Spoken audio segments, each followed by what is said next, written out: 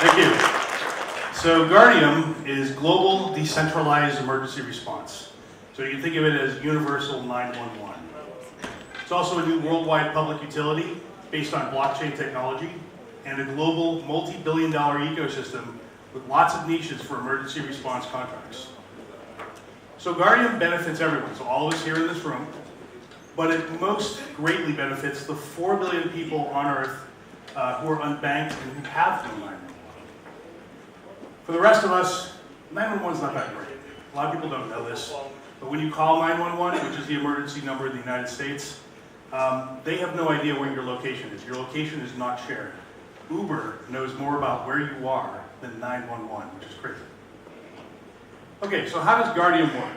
Well, we use mobile, location sharing, wearable, and voice technologies to flash organize trusted citizen and professional response wherever and whenever required.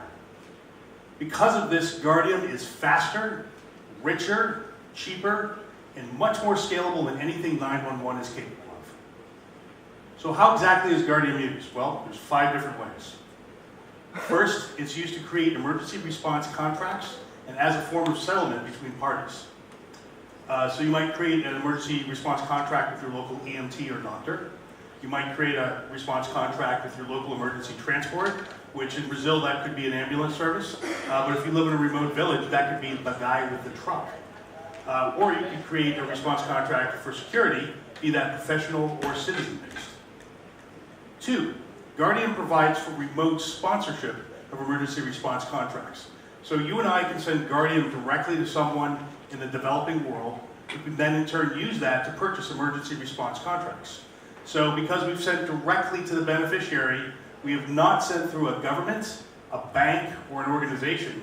So you and I can rest assured that our Guardium was not spent inappropriately or inefficiently. So that stuff that happened with the Red Cross in Haiti, it can't happen here.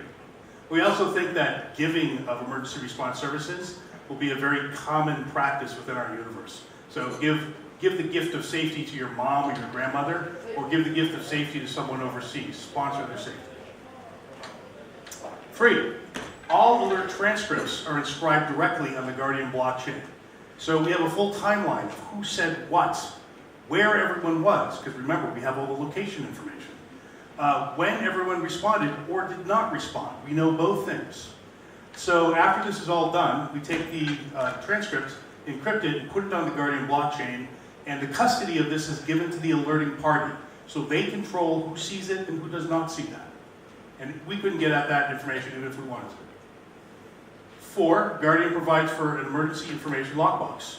So this is basically a record of all the stuff that you don't want anyone to know about unless you're in trouble. So this could be your secret health issue. This could be the location of where you put the key under the rock in your front yard that opens your front door. It could be your Bitcoin private keys. It could be your will. It could be lots of things, whatever you want to put in here. This information is only released when you declare an emergency, and it's only viewable by your designated recipient. So we have a double key system. 2 keys are required to unlock it. And again, this is encrypted in such a way that we couldn't look at it even if we wanted to. And 5, Guardium is used as a loyalty program for Guardian Circle, which is the reference implementation of Guardium. So if you invite your friends, family, and neighbors to guard you for free, we'll spiff you a little bit of Guardium. If you respond to one of their alerts, we'll spiff you a little bit of Guardium. Basically, if you do anything that we like in our universe, we'll spiff you a little bit of Guardium. So this is Guardian Circle, which is the reference implementation of Guardium. It's an app. It's available right now, worldwide, on iOS, Android, and Amazon Alexa. We also have an open API that lets anyone connect any device to our emergency grid. And these are some of the examples right here. We're currently in development right now with 84 projects in 17 countries. One of the big participants in this is the X Prize Foundation.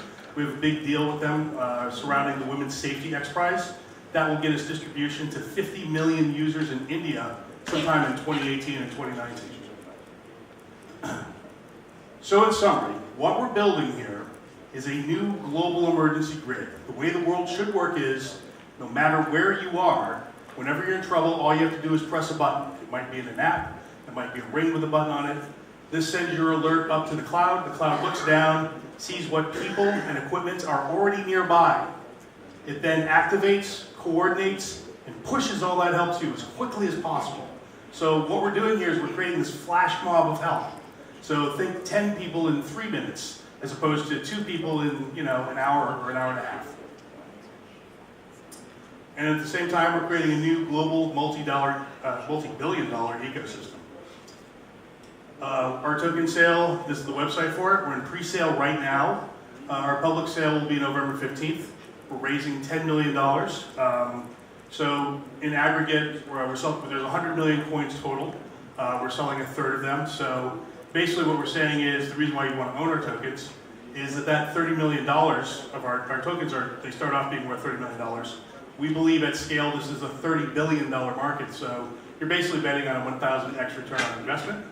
On our team, we have myself. I've had several startups in the past, several exits. I've worked directly with Jason Calacanis.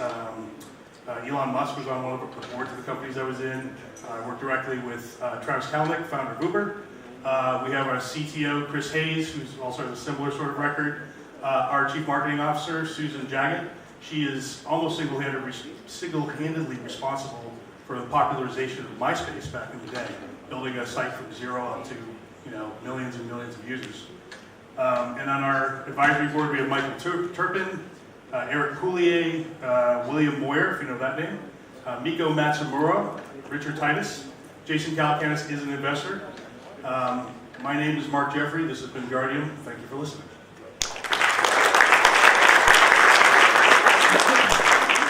We have time for any quick question. The 911 system is available, so to speak, globally to everyone, free of charge, because it's paid for by the government. In your world, do you need universal adoption before it has mass effect, or does it also work in isolation?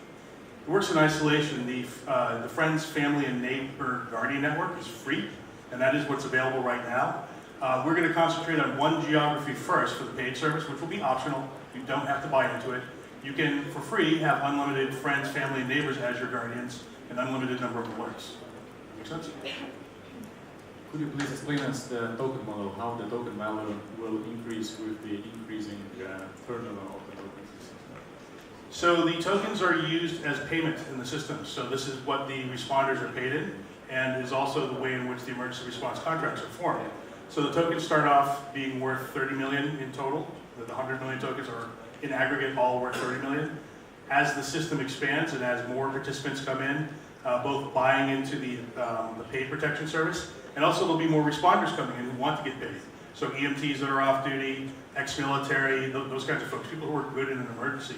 As more and more of those paid responders come on board, we're saying that the economics of this thing worldwide, especially for the 4 billion people who have had no 911 up until now, at scale this is $30 billion, $30 billion. So that's the bet, and we're the